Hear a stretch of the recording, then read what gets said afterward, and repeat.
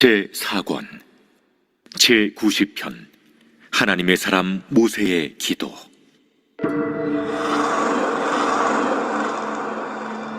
주여, 주는 대대 우리의 거처가 되셨나이다. 산이 생기기 전, 땅과 세계도 주께서 조성하시기 전 곧 영원부터 영원까지 주는 하나님이시니이다. 주께서 사람을 티끌로 돌아가게 하시고 말씀하시기를 너희 인생들은 돌아가라 하셨사오니 주의 목전에는 천년이 지나간 어제 같으며 밤의 한순간 같을 뿐임이니이다. 주께서 그들을 홍수처럼 쓸어가시나이다. 그들은 잠깐 자는 것 같으며 아침에 돋는 풀 같으니이다.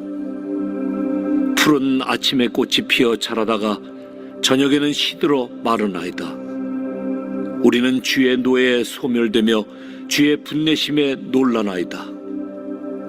주께서 우리의 죄악을 주의 앞에 놓으시며 우리의 은밀한 죄를 주의 얼굴빛 가운데 두셨사오니 우리의 모든 날이 주의 분노 중에 지나가며 우리의 평생이 순식간에 다하였나이다.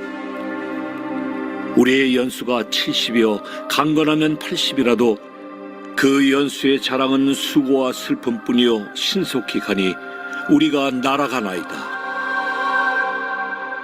누가 주의 노여움의 능력을 알며 누가 주의 진노의 두려움을 알리이까?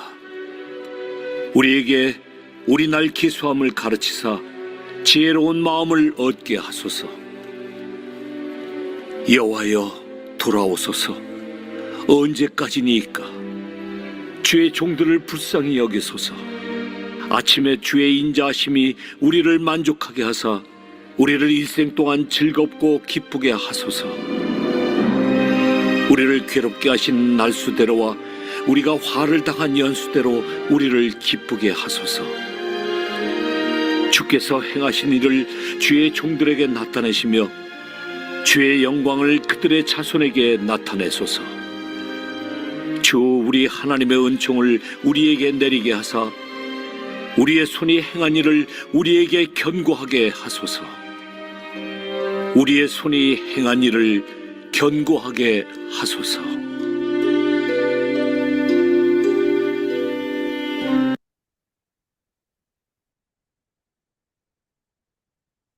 네, 우리는 지난주까지 마태복음의 말씀을 가지고 그 은혜를 나누었습니다. 지난 토요일까지는 마태복음 27장의 말씀을 가지고 나누었죠. 일요일과 월요일 사이에 마태복음 28장 큐티 본문이 있었습니다. 그래서 마태복음을 모두 마치게 되었고요. 오늘 화요일부터는 시편의 말씀을 이제 가지고 은혜를 나누게 되었습니다. 오늘 시편 90편의 제목을 보면은 모세가 하나님의 사람 모세의 기도라고 기록되어 있습니다. 시편 90편은 모세가 성령의 감동을 받아서 기록을 한 것입니다. 개인적인 기도가 아니라 회중을 대표로 해서 드리는 이러한 기도였습니다. 모세는 시편 90편을 통해서 하나님을 거처 삼아라라는 이러한 교훈을 우리에게 주고 있습니다. 1절에 보면 주여 주는 대대에 우리의 거처가 되셨나이다 라고 기도하고 있습니다. 거처라는 말은 피난처, 또 안식처라는 이런 뜻을 가지고 있습니다. 여러분의 피난처는 어디입니까? 여러분의 안식처는 어디입니까? 여러분들이 위험에서 피하고 또 안전히 거할 수 있는 곳은 어디입니까? 편안히 쉴 수 있는 곳은 어디입니까? 어떤 분들은 집이다라고 말하시는 분도 계십니다. 내 집이 제일 편해, 내 집이 제일 안전해 라고 하면서 집을 나의 안식처, 나의 피난처로 삼는 분들이 계십니다. 또 어떤 분들은 어, 육체의 부모 또 육체의 자녀들을 피난처와 안식처로 삼는 분들이 있습니다.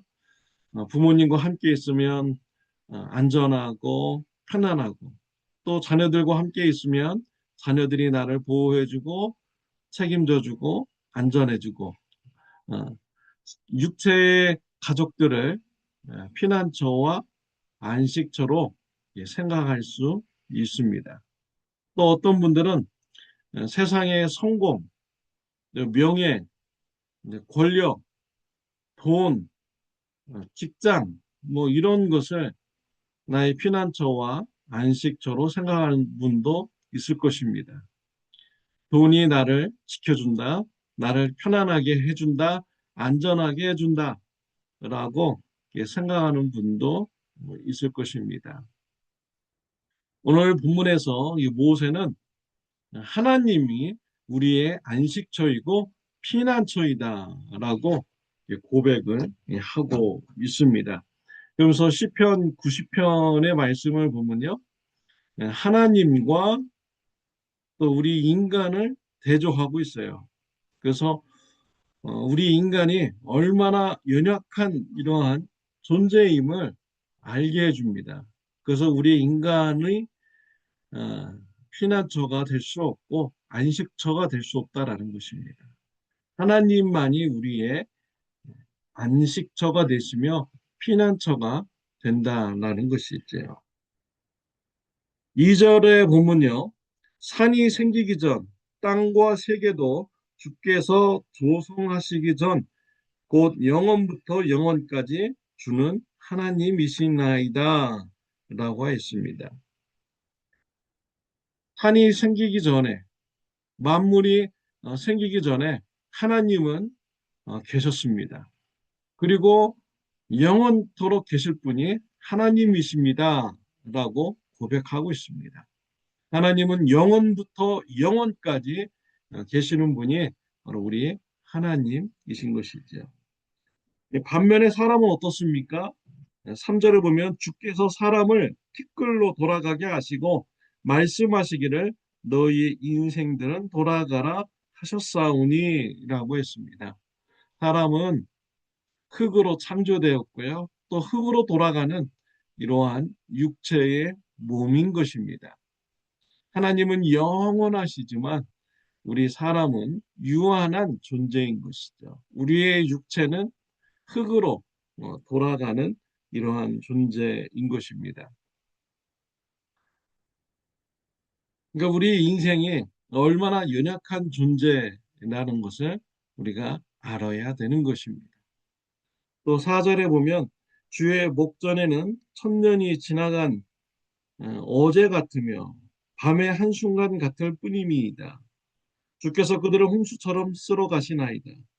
그들은 잠깐 자는 것 같으며 아침에 돋는 풀 같으니 주께서 죽음의 잠으로 휩쓸어 가시면 사람은 아침에 돋아나는 풀과 같습니다. 풀은 아침에 꽃이 피어 자라다가 저녁에는 시들어 마르나이다 라고 했습니다. 하나님은 영원하신 분이기 때문에요. 천년이라는 것은 하룻밤과 같은 이러한 시간이다라는 거예요.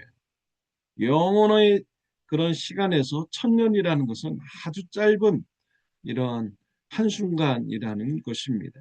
우리 인간에게 천년은 너무나도 길은 이러한 상상할 수 없는 이러한 시간이죠. 반면에 우리 인간은요, 풀과 같은 존재이다라는 것입니다. 아침에 풀이 싹이 나고 또 어, 해가 좋을 때 꽃이 피고 저녁에는 시드는 이런 풀과 같은 존재가 바로 우리 인간의 육체의 모습인 것이죠. 그래서 우리 인간의 육체를 의지하는 것은 완전한 피난처가 아닌 것입니다. 우리 육체의 부모 또 육체의 자녀들 네, 풀과 같은 존재인 것이죠. 잠시 있다가 꽃이 피고 시들어 버리고 또 없어져 버릴 이러한 유한한 이런 존재가 바로 우리 인간의 모습인 것이죠. 그래서 이러한 것을 의지하기보다는 영원하신 하나님을 의지하라라고 말씀을 주시고 있습니다. 인간이 만들어낸 직장, 재물, 명예, 권력, 모두가 다 꽃이 피고 시드는 이런 유한한 것입니다. 잠시 있다가 없어지는 것입니다. 그것들이 우리의 완전한 피난처가 될 수 없습니다. 완전한 안식처가 될 수가 없는 것이죠. 또 우리 인생을 의지하지 말아야 할 것은 우리 인생은 죄의 심판의 대상이기 때문입니다. 7절부터 9절에 보면 쉬운 성경으로 보면요. 주의 분노가 우리를 다 태워버립니다. 주가 화내시면 우리는 두려워 떱니다. 우리가 저지른 악한 행위들이 다 주 앞에 있고 우리가 숨어서 지은 죄들도 다 주가 보고 계십니다. 우리 인생이 주의 분노 아래에 있으니 우리는 일생을 한숨 지으면서 보냅니다. 우리 인생은요, 하나님 앞에서 죄의 심판을 받아야 되는 이러한 존재인 것입니다. 그래서 우리의 인생을 의지하지 말아야 되는 것이죠. 하나님은 우리의 죄의 모습을 다 보고 계십니다. 다 알고 계세요. 그리고 우리의 죄에 대해서 심판하시는 분이 바로 우리 하나님이십니다. 그래서 우리 인생을 의지할 것이 없는 것입니다. 심판의 대상이기 때문에 우리의 안전한 거처가 될 수가 없는 것이죠. 하나님을 알고 우리의 연약함을 알아야 됩니다. 영원하신 하나님, 심판자이신 하나님을 우리의 거처로 삼고 우리의 안식처, 피난처로 삼아야 합니다. 하나님을 거처로 삼을 때 지혜로운 마음을 받게 됩니다. 12절에 보면 우리에게 우리 날 계수 함을 가르치사 지혜로운 마음을 얻게 하소서. 우리 인간이 나에게 앞으로 남은 시간이 얼마인지 이런 것을 깨달아 알아서 하나님을 의지하며 나갈 때 하나님께서 그 사람에게 지혜로운 마음을 주신다라는 것입니다. 우리 인간이 살면 얼마나 살겠습니까? 우리 인간에게 저와 여러분들에게 시간이 얼마나 있는지 우리는 계수하면서 살아야 됩니다. 그리고 하나님을 의지하면서 살아가야 되는 것이죠. 그때 하나님께서 우리에게 지혜로운 마음을 주십니다. 하나님을 의지하는 자, 지혜로운 마음을 받고요. 그 지혜로운 마음 때문에 축복된 인생이 됩니다. 그래서 14절부터 17절 말씀에 보면요. 아침에 주의 인자하심이 우리를 만족하게 하사 우리를 일생 동안 즐겁고 기쁘게 하소서. 우리를 괴롭게 하신 날수대로와 우리가 화를 당한 연수대로 우리를 기쁘게 하소서. 주께서 행하신 일을 주의 종들에게 나타내시며 주의 영광을 그들의 자손에게 나타내소서. 주 우리 하나님의 은총을 우리에게 내리게 하사 우리의 손이 행한 일을 우리에게 견고하게 하소서. 우리의 손이 행한 일을 견고하게 하소서. 하나님을 거처로 삼은 자, 하나님부터 지혜로운 마음을 얻게 되고 기쁜 날을 살게 되는 축복을 받게 된다라고 말씀을 주시고 있습니다. 모세를 보십시오. 하나님을 피난처로 삼았습니다. 하나님을 거처로 삼았습니다. 그럴 때 모세가 하나님의 영광을 나타내는 이런 기쁜 삶을 살아가는 이런 모세가 되었습니다. 모세가 하나님의 말씀에 순종하여서 애굽 왕에게 가서 하나님의 말씀을 전했습니다. 애굽 왕은 불순종이 했습니다. 하나님께서 모세를 통하여서 10가지 재앙을 애굽에 내렸습니다. 하나님의 영광을 나타내는데 쓰임받는 모세가 되었습니다. 이스라엘 백성들이 해방되었습니다. 광야에서 가는데 홍해가 길이 막혔습니다. 이스라엘 백성들은 홍해 바다 앞에서 두려워 떨게 됩니다. 뒤에서는 애굽 병사가 따라옵니다. 이스라엘 백성들은 애굽 병사들을 보면서 두려워했어요. 그러나 모세는 하나님을 바라보았습니다. 하나님께 피하였습니다. 하나님을 안식처로 삼았습니다. 하나님께서 모세에게 지혜로운 마음을 주셨습니다. 모세를 향하여서 지팡이를 들고 홍해 바다를 향하여서 기도할 때 홍해 바다가 갈라지게 되었습니다. 이스라엘 백성들이 홍해 바다를 건너갔습니다. 애굽의 병사들은 뒤쫓아오다가 홍해 바다에서 모두 다 수장되었습니다. 하나님의 영광을 나타내는데 모세가 쓰임을 받았습니다.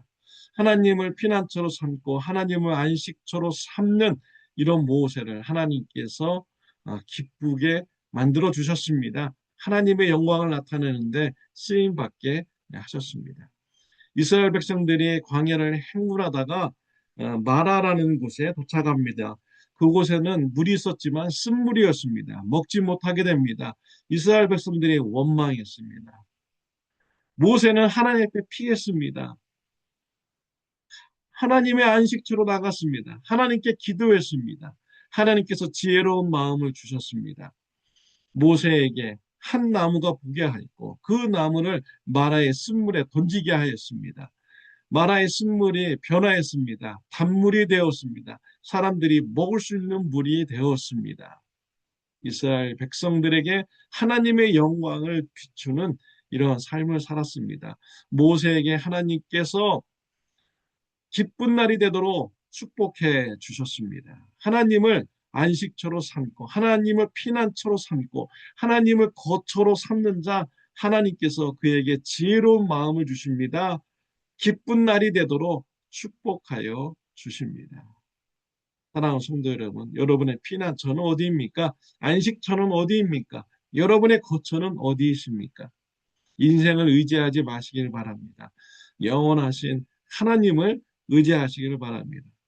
하나님을 의지하는 자 지혜로운 마음을 받게 됩니다. 하나님으로부터 기쁜 날이 되도록 축복받습니다. 하나님의 영광을 나타내는 자가 됩니다.